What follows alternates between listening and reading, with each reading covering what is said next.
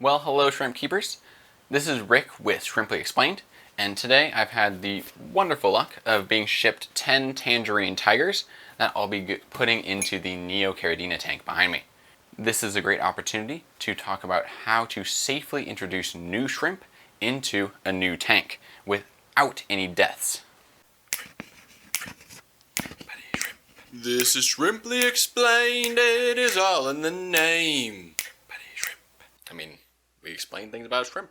It's pretty simple. If you don't already know, shrimp are very sensitive to changes in water conditions, especially those that are more expensive and that are older. The cellar's water that the shrimp originally come in is going to differ from your tank, and unlike fish, you cannot simply use the drop and plop method.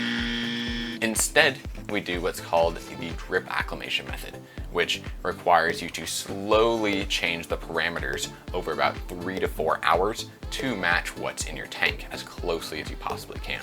That is a long time, but as good pet owners, we have a responsibility to ensure that our shrimp make it into their tank and stay as happy and healthy as possible, and this method provides the safest means of doing that. Let's see, any questions from the audience so far? Yes, Rick. Thank you, Professor Rick. Do I need to still acclimate if all of my parameters perfectly match the cellar's? Thank you, Rick. Excellent question. Even if your pH, GH, KH, all of your parameters happen to match, there still are going to be differences in the chemical composition of the water. That means that there's an approximately 0% chance that your tank parameters will match, and so acclimation is always important. Let's see, anything else? Yes, other Rick. I like shrimp. I also like shrimp. On to supplies. First, you'll need a seasoned tank. Now, what do I mean by seasoned? A seasoned tank doesn't just mean cycled. It means having it set up for at least 6 to 8 weeks to ensure a more stable ecosystem. Could you put them in a newer tank? Yeah, some people do. Some people have success with it. But the goal at Shrimply Explained is to ensure that you have the best chance of being a successful shrimp keeper, and that starts with having a well-seasoned tank. The parameters are just much more stable, there's much more food available, and so your shrimp have a much better chance of not just surviving, but thriving. Next, you'll need a drip acclimation kit. Now, these could be store-bought or DIY, and I'll include a link in the description below to do both of those. Third is a fish net to transfer shrimp from one container to the other. I'll include, again, a Amazon affiliate link down below if you don't have one already, you want to grab one. Fourth is a large container. I like to use a big bucket, but you can do pretty much anything as long as it can hold at least 4 to 5 times the volume of water that's in the bag. What's not good is to use a container like this. So I've made the mistake of doing that, and the nooks and crannies that get in here make it very difficult for you to catch any shrimp from it. So I'd highly recommend using something more standardized and and more square ideally than rounded, because it's just easier to net the shrimp out. Fifth, you'll need a smaller container, which can hold roughly the same amount of volume of water that's in the bag of shrimp. And lastly, you are going to need 3 to 4 hours of time. Now, you're not going to be busy for this entire period, but you should be around to just check on the shrimp and ensure that nothing ends up overflowing and causing water damage. Let's go ahead and open the box.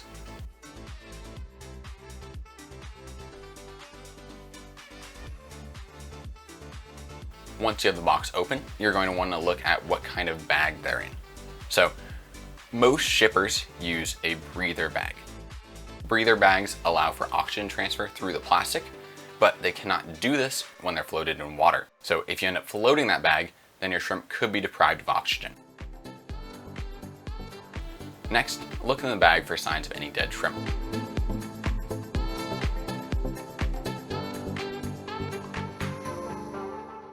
I don't see any, and they all look healthy, so we're going to go ahead and place the bag into the big container.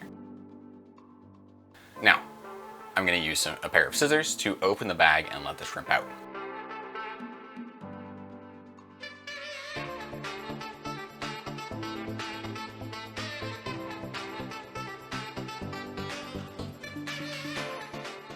double check that there are no shrimp left in the bag.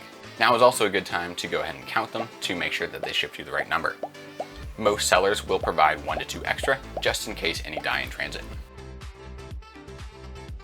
Next, I like to grab moss and put it in with them because that gives them a food source, and it also helps improve water quality by potentially soaking up any ammonia, nitrates, and nitrates that are in the water. In addition, adding prime can also be good if there's any ammonia buildup. Next, we're going to set up the drip acclimation tubing and adjust it until we're getting about 1 drop per second initially.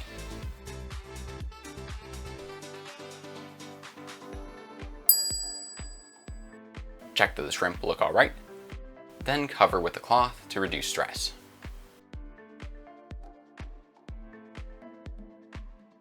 Wait an hour or 2 until the volume of water doubles.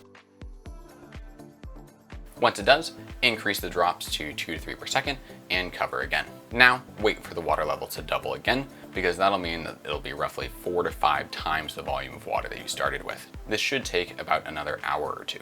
While you wait, you can clean the shrimp tank to make sure you get some sweet shots of your new shrimp for social media so you can brag to all your friends. Next, grab some tank water into the smaller container so you can put your shrimps into it and examine them more closely.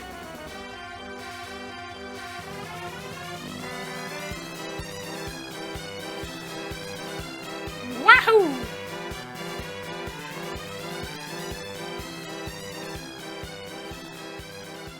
Now go ahead and net them out of the larger container and into the smaller one to get a closer look.